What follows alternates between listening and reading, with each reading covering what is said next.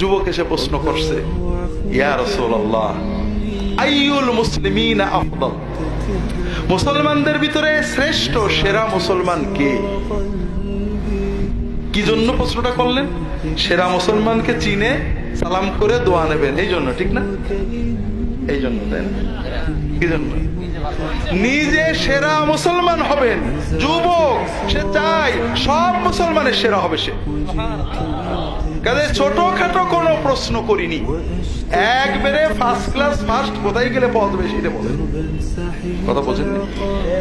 এই যুবক জীবন পাল্টানোর জন্য রাসূলুল্লাহ সাল্লাল্লাহু আলাইহি ওয়াসাল্লামের কাছে গেছে। প্রশ্ন করছে কি? আইয়ুল মুসলিমিনা আফদাল, শ্রেষ্ঠ মুসলমান কি? এক কথায় প্রশ্নের উত্তর দিতে হবে। যেমন প্রশ্নকারী রাসূলুল্লাহ সাল্লাল্লাহু আলাইহি ওয়াসাল্লাম সেই রকমই উত্তর দিচ্ছেন সুন্দর করে, এক কথায়। আহসানুহুম খুলুকান, মুসলমানদের ভিতরে সেই শ্রেষ্ঠ যার আচরণ সবচেয়ে সুন্দর। আল্লাহু আকবার।